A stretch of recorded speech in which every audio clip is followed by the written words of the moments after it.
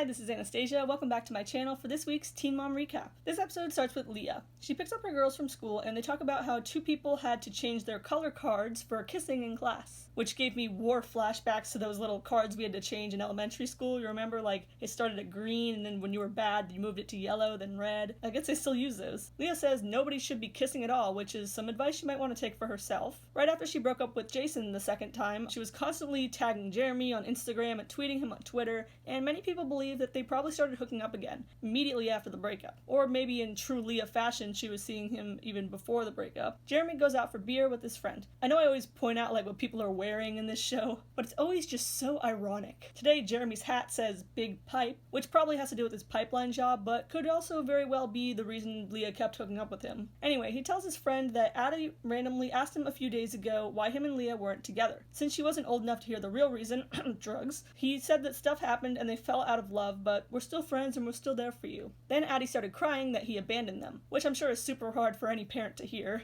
He doesn't know where she's been overhearing all this stuff because when it all happened, she was only 2 years old or so, and not actually old enough to remember it. I'm sure it is in fact confusing for a 6-year-old when her parents are having sleepovers pretty often without actually being together. John came down to Florida again, and him and Briana and their family went to Disney World. They're in the car together now, and he sounds either exhausted, stoned, or both. He says it's about to be a long day, and Briana's like, yeah, but you get to spend it with me. Yeah, just what he said, a long day. Actually, he says, woohoo, in like this flat, most bored voice ever. Briana, either oblivious or ignorant to his lack of enthusiasm, is like, well, and after that, you have to go home and I won't get to see you anymore. John's probably screaming real woohoos in his head at that notion, but he stays silent on the outside. When they go out to eat, Briana tells John that her and Lewis fought over text because he wanted Stella unsupervised instead of watching her at their house. She suggested that he take her while she was at work, but he didn't want to. In the end, she dropped the child support issue because she didn't want him having 50-50. Briana says she can't keep choosing shit men, and John says that third time's a charm. That's really honestly cute if he thinks he's Briana's third man she's ever had. Then Briana jokes about having a baby with him to see if he's a good man or not, and he starts looking out the window, probably trying to find the nearest escape route. The next scene is with Jenelle, and being that there's only a few episodes left in this season, this might be one of the last times we ever see her. As some of you might know, this is Janelle's last season as she had finally been fired from Teen Mom 2, and will not be on the next one. However, from what MTV has said, they haven't been filming with her for a long time anyway due to all the restrictions, so this was probably a long time coming. Anyway, for now, Jenelle is going to Orlando for the weekend with her friend Katrina, which I don't know, last time Katrina hit Florida, it wasn't really a good thing. In the car with Katrina, she reveals that David is apparently okay with this trip, but she's been fighting with her mom again. Barbara believes the tabloids over Janelle's word, since even the National Enquirer is more truthful than Jenelle. But Janelle's annoyed when Barbara believes rumors, and her feelings get hurt. She says that since her mom gets so overprotective, I guess that's what Jenelle calls Barbara not wanting her to be abused, she's not going to talk to her mom about her problems anymore. She also doesn't want to talk about David because David isn't allowed to defend himself on camera. Then, I shit you not, she says, it's kind of like if someone makes a documentary about you but doesn't include your side of the story in it. Like R. Kelly. Jenelle legitimately just compared David to R. Kelly in a way like to try to defend him. Like she actually believes R. Kelly is a good person who's innocent and didn't do anything. Which, if you see any of that case, it's pretty glaringly obvious that the man is guilty. It's not just a couple people who accused him, you know, it's dozens and dozens with mountains of evidence. Oh, and R. Kelly did actually try to defend himself, and it did not go well. Nice job comparing David to R. Kelly, though, Jenelle. Of all the horrible traits that David has, no one accused him of being a child molester until you brought up that nice association/comparison. Kayle's friend Mark comes to visit her. Kayle is still a little bitter that she had to pay Joe that check, and doesn't want to talk to him. She expected something like that to come out of Javi instead of Joe. I'm sure if she could sign over screen time, though, Javi would definitely be interested. He gets like 10 seconds per episode recently of like him and Eli and Lauren having a nice moment, and then they switch right over to Kayle. You know he's probably fuming over all this lost airtime. Kayle then talks about the house that she's building. And no lie, the very first thing she says about it is that it's halfway between where she currently lives and Chris's house. Guess the house right next door to Chris wasn't for sale. But seriously, she's building a house, it's a huge deal, an investment, and all she can think about is it's closer to Chris. This man has her hooked. She says her current house never felt like a real home since her and Javi bought it together, and apparently Javi tainted it with his presence or something. So she's excited for this one, which is going to be all hers. Off camera, Chelsea was out with her friend Chelsea Grace, and suddenly felt like she couldn't breathe or speak, and her heart rate hit 150 beats per minute. As it turns out, she was having a panic attack. She went to the emergency room, and they gave her stickers to monitor her heart rate to make sure there weren't any more problems.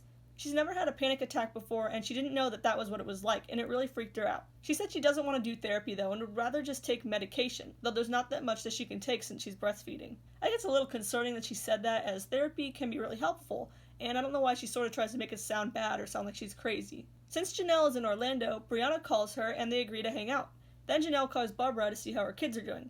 She's still technically fighting with her mom, but since she needs her babysitting services while she vacations, she's trying to lay off the insults for now. Addie has been bothered more and more by her parents' divorce lately. Jeremy put a note for Addie in her backpack, and then during lunch they opened it, and even though it was just for Addie, the girls joked about how it was a love letter for Leah. Leah's sister Victoria says it's just something that kids with separated parents go through, and they themselves did the same thing when they were kids. Leah says she'll sit Addie down and talk about it. Briana drops John off at the airport, and afterwards she's going to go see Jenelle.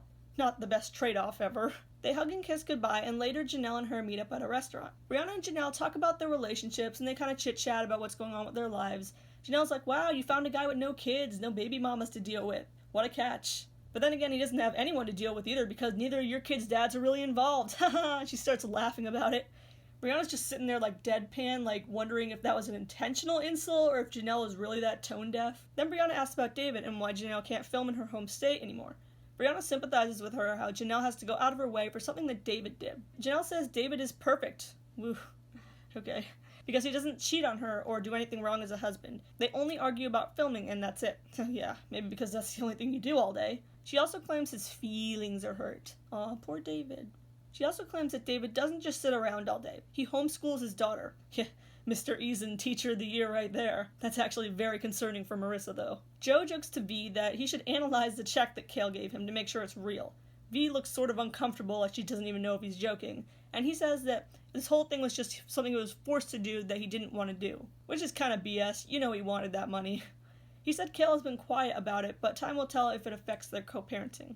Randy and his wife and Chelsea Grace go out to dinner and are waiting for Chelsea to show up. Chelsea was there when the other Chelsea had her panic attack. She said they had been talking about the break-in shortly before it happened, and that might be what triggered it. Chelsea's lip had started quivering, and they had to go to the bathroom, where Chelsea leaned down and had to grab the handicap bar for support. She nearly passed out, and Chelsea had to take her to the emergency room. Devon comes into Briana's apartment, and Nova hugs him. He's there with the gift for Nova, which is this creepy-ass doll that they said looks like Michael Myers. Nova had to do a timeline for school recently with pictures and everything, and Roxanne notices that they don't have any good recent family photos. She wants to set up a photo shoot with Lewis and Devon included. Briana doesn't want them there and rolls her eyes constantly when Roxanne talks about it. She reluctantly agrees to show up in the end, but Roxanne tells her not to be negative. Leah sits down with Addie to have a conversation about why she keeps bringing up her and Jeremy's divorce.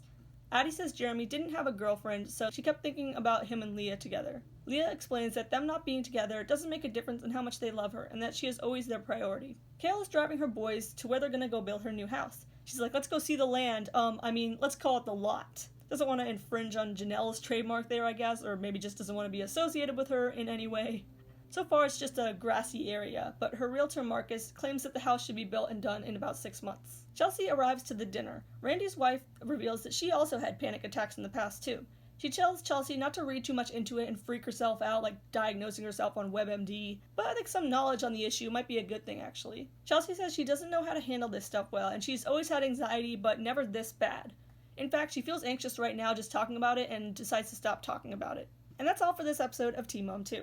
Do you think Addie sees that her parents are close without being together technically, and that it's what's confusing her, or is it just a normal kid thing? And do you think John actually cares at all about Briana, at least as much as she cares about him? And are you glad that this is one of the last episodes of Jenelle before she gets fired? Let me know what you think in the comments down below, and make sure to subscribe for Teen Mom recaps every week.